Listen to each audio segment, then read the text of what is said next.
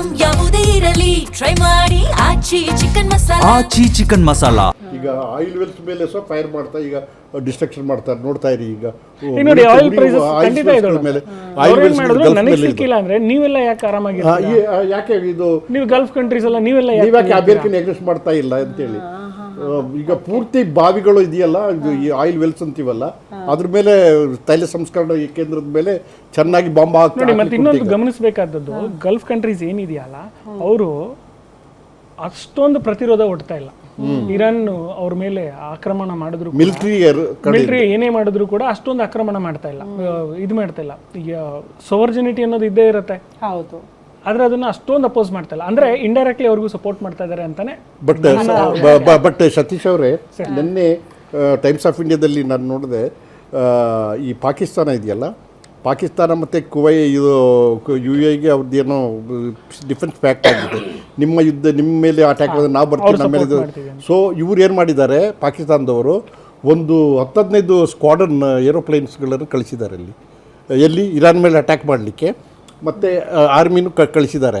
So ಅಲ್ಲಿ ಹೇಗೆ support ಮಾಡ್ತೋ ಈಗ ಏನಾಗಿದೆ ಅಂತ ಹೇಳಿದ್ರೆ, ಒಂದು ಅದರ್ ರಾಷ್ಟ್ರಗಳ ನಿಲುವೇನು ಇದರಲ್ಲಿ ಅನ್ನೋದೇ ಪ್ರಶ್ನೆ ಆಗ್ತಾ ಇದೆ. ಅದೇ ಇಲ್ಲಿ ಅದೇ ನಾನು ಹೇಳೋದಕ್ಕೆ ಕೊಟ್ಟೆ. UN ಏನಿತ್ತು, ನಾವು UN ಫಾರ್ಮ್ ಮಾಡಿದ್ದೇನಿತ್ತು, ಅಟ್ಲೀಸ್ಟ್ UN ನ ಬೇರೆ ಬೇರೆ ಅಂತ ಸೆಕ್ರೆಟರೀಸ್ ಅಥವಾ ಕೌನ್ಸಿಲ್ಸ್ಗಳು ಏನಿತ್ತು, ಯುದ್ಧನ ತಡೆಯುವಂಥದ್ದನ್ನು ಯಾರು ಮನಸ್ಸು ಮಾಡ್ತಾ ಇಲ್ಲ. ನೋಡಿ, ನ್ಯಾಟೋ ಹೇಳ್ತು, ಈಸಿಯಾಗಿ ಹೇಳ್ತು ಇದು ನಮ್ಮ ಪ್ರಾಬ್ಲಮ್ ಅಲ್ಲ ಅಂತ ಹೇಳಿದ್ರು. ಹಾಗಾಗಿ ಏನಾಗ್ತಾ ಇದೆ, ಇರಾನಿಗೆ ಗೊತ್ತಾಯ್ತು US ಜೊತೆ ಯಾರು ಇಲ್ಲ, ಇದು ವರ್ಲ್ಡ್ ಪ್ರಾಬ್ಲಮ್ ಅಲ್ಲ ಅಂತ. ಸೊ ಅದ್ರ ಪಾಡಿಗೆ ಅದಕ್ಕೆ ಸ್ಟಾರ್ಟ್ ಆಗ್ತಾ ಇದೆ. ವರ್ಲ್ಡ್ ಪ್ರಾಬ್ಲಮ್ ಅಂತ ಯಾವಾಗ ಫೋಕಸ್ ಆಗಕ್ಕೆ ಸ್ಟಾರ್ಟ್ ಆಗತ್ತಲ್ಲ, ಖಂಡಿತವಾಗ ಅವಾಗ ಅಂತ್ಯ ಬರಬೇಕು. ವಾಪಸ್ ಅದ್ರ ಬಗ್ಗೆ ಬರ್ತೀನಿ ಸರ್. ಪ್ರತಾಪ್ ಸರ್, ಈಗ ಆಲ್ಟರ್ನೇಟ್ ವ್ಯವಸ್ಥೆ ಮಾಡ್ಕೊಳ್ಳಿ ಅಂದಾಗ ಎಲ್ಲ ಸೌದೆ ಒಲೆ, ಹಳೆ ಓಲ್ಡ್ ಇಸ್ ಗೋಲ್ಡ್ ಅನ್ನೋ ಓಡ್ ತಂದ್ರು ಸರ್. ಸೌದೆ ಒಲೆ ತನ್ನಿ ಅಂತ. ಸೌದೆ ಸಿಗ್ತಾ ಇದೆ ಅಟ್ಲೀಸ್ಟ್ ನಿಮ್ಗೀಗ? ಮುಂಚೆ ಸೌದೆ 60 ರೂಪಾಯಿ ಮಣ ಇತ್ತು, ಈಗ 180 ರೂಪಾಯಿ ಸೌದೆಗಾಗಿದೆ. ಸೌದೆ ಕೂಡ ಸಿಗ್ತಾ ಇಲ್ಲ, ಸೌದೆ ಕೂಡ ಸಿಗ್ತಾ ಇಲ್ಲ. ಹಿಂದಿನ ಪರಿಸ್ಥಿತಿಗೆ ಹೋಗ್ಬಿಟ್ಟಿದ್ದೇವೆ ನಾವು. ಹಾಗೆ ಸೌದೆ ಒಲೆನೂ ಕೂಡ ಬೆಂಗಳೂರು ಹೋಟೆಲ್ ಅಲ್ಲಿ ಯಾವುದೇ ರೀತಿಯಲ್ಲಿ ಯೂಸ್ ಮಾಡ್ಲಿಕ್ಕೆ ಮಾಲೀಕರು ಬಿಡ್ತಾ ಇಲ್ಲ. ಅಕ್ಕಪಕ್ಕದ ಮನೆಯವರು ಡಿಸ್ಟರ್ಬ್ ಆಗುತ್ತೆ, ನಮಗೆ ಹೊಗೆ ಡಿಸ್ಟರ್ಬ್ ಆಗುತ್ತೆ ಅಂತ ಮಾಡ್ತಾರೆ. ಇವತ್ತು ಕಮರ್ಷಿಯಲ್ ಅಲ್ಲಿ ಪಕ್ಕದಲ್ಲೇ ಹಾಸ್ಪಿಟಲ್ ಇರುತ್ತೆ, ಅದ್ರ ಪಕ್ಕದಲ್ಲಿ ಇನ್ನೇನೋ ಇರುತ್ತೆ, ಆಯ್ತಾ, ಮಧ್ಯದಲ್ಲೂ ಒಂದು ಹೋಟ್ಲ್ ಇರುತ್ತೆ. ಸೌದೆ ಒಲೆ ಮಾಡ್ಲಿಕ್ಕೆ ಆಗುದಿಲ್ಲ. ಮತ್ತೆ ಸೌದೆ ಒಲೆ ಯೂಸ್ ಮಾಡ್ತೀನಿ ಅಂದ್ರೂ ಕೂಡ ಅಲ್ಲಿ ಒಂದ್ ಸ್ವಲ್ಪ ರಿಸ್ಕ್ಗಳಿದೆ. ಇವತ್ತು ಸೌದೆ ಒಲೆಯಲ್ಲಿ ಮುಂಚೆಲ್ಲ ಮಾಡ್ತಾ ಇದ್ರು ಹಿಂದಿನ ಕಾಲದಲ್ಲಿ. ಇವತ್ತು ಕಾರ್ಮಿಕರು ಅದಕ್ಕೆ ಒಪ್ತಾ ಇಲ್ಲ. ಸೌದೆ ಒಲೆ ಕೆಲಸ ಮಾಡುವ ಕಾರ್ಮಿಕರು ಇಲ್ವೇ ಇಲ್ಲ ಇವತ್ತು. ಹಿಂದೆ ನಾವೆಲ್ಲ ಸೌದೆ ಒಲೆಯಲ್ಲಿ ಮಾಡಿಯೇ ಬಂದವರು, ಹಳ್ಳಿಯಿಂದ ಬಂದವರಿಗೆ, ಆಯ್ತಾ. ಇವತ್ತು ಸೌದೆ ಒಲೆ ಕಾರ್ಮಿಕರು ಮಾಡಲ್ಲ, ಆಯ್ತಾ. ಹಾಗೆ ಸರ್ಕಾರ ಏನಿದೆ ಇವಾಗಿರೋ ಸಿಲಿಂಡರ್ನ ಆದ್ರೂ ಒಂದು ರೀಸನಬಲ್ ರೇಟಲ್ಲಿ, ಏನು ಈಗ ಆಲ್ರೆಡಿ ಫೆಬ್ರವರಿಯಲ್ಲಿ 145 ರೂಪಾಯಿ ಜಾಸ್ತಿ ಮಾಡಿದ್ದಾರೆ, ಮಾರ್ಚಲ್ಲಿ 205 ರೂಪಾಯಿ ಜಾಸ್ತಿ ಮಾಡಿದ್ದಾರೆ. ಸಬ್ಸಿಡಿ ಕೊಡ್ತಾ ಇದ್ದಾರೆ 105 ರೂಪಾಯಿ, ಅದನ್ನು ಕೂಡ ನಿಲ್ಲಿಸಿದ್ದಾರೆ. 2,500 ರೂಪಾಯಿಗೆ ಇವಾಗ ಸಿಲಿಂಡರ್ ಕೊಡ್ತಾ ಇದ್ದಾರೆ. ಆ ರೇಟಿಗಾದರೂ ಕೊಡುವಂಥ ಕೆಲಸ ಮಾಡಲಿ ಇರುವಂಥ ಸಿಲಿಂಡರ್ನ. ಈ ಮಧ್ಯವರ್ತಿಗಳಿಗೆ ಯಾಕೆ ಬಿಡ್ತಾ ಇದ್ದಾರೆ? ಸರ್ಕಾರ ಅದಕ್ಕಾಗಿ ಒಂದು ತಂಡವನ್ನು ರಚನೆ ಮಾಡಲಿ, ಅಂಥವ್ರನ್ನ ಹಿಡಿದು ಒಳಗಾಕುವಂಥ ಕೆಲಸ ಮಾಡಲಿ. ಸಣ್ಣ ಪುಟ್ಟ ಹೋಟ್ಲವ್ರು ಬದುಕಲಿ.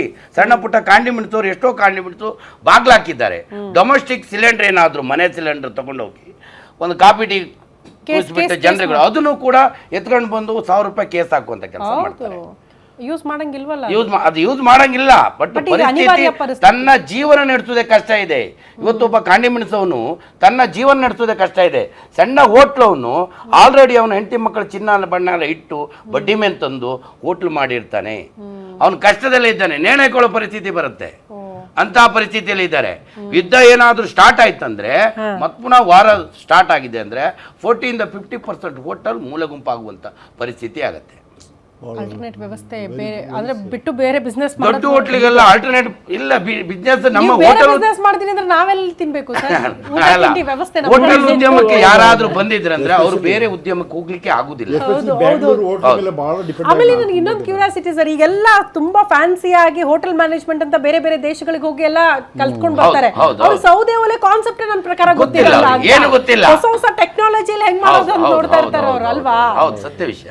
ಬಹಳ ಕಷ್ಟ ಆಗುತ್ತೆ ಅಂತ. ಓಕೆ ಮಂಜುನಾಥ್ ಸರ್, ಏನ್ ಹೇಳ್ತೀರಿ ಸರ್? ಹಿಂಗೆ ಪರಿಸ್ಥಿತಿ ಮುಂದೋದ್ರೆ, ನೀವ್ ಹೇಳ್ತಾ ಇದ್ರಿ ಈಗ ವಾಪಸ್ ಅವ್ರವ್ರ ಮಾಲೀಕರಿಗೆ ಆಟೋ ಕೊಡ್ತಾ ಇದಾರೆ, ಬೇರೆ ಬೇರೆ ಬಾಡಿಗೆ ಗಾಡಿಗಳನ್ನ ಓಡಿಸ್ತಾ ಇದಾರೆ ಅಂತ. ಎಲ್ಲರಿಗೂ ಆ ವ್ಯವಸ್ಥೆ ಮಾಡ್ಕೊಳಕ್ ಆಗ್ಬೇಕಲ್ಲ ಸರ್? ಜೀವನ ನಿರ್ವಹಣೆ ಕಷ್ಟ ಆಗ್ತಾ ಇದೆ ಆಟೋ ಚಾಲಕರಿಗೆ ಅಂತ. ಮಕ್ಕಳು ಫೀಸ್ ಅನ್ನಿ, ಜೀವನ ನಡೆಸೋದನ್ನಿ, ಒಪ್ಪತ್ತಿನ ಊಟಕ್ಕೆ ಕಷ್ಟ ಆಗ್ತಾ ಇದೆ ಅಂತೆಲ್ಲ ಕೇಳ್ತಾ ಇದ್ವಿ ನಾವು. ಇಲ್ಲಿ ಏನಾಗಿದೆ ಟ್ರಾನ್ಸ್ಪೋರ್ಟು ಇಡೀ ಇಂಡಿಯಾದಲ್ಲಿ ಭಾಳ ಇಂಪಾರ್ಟೆಂಟ್ ಇದೆ.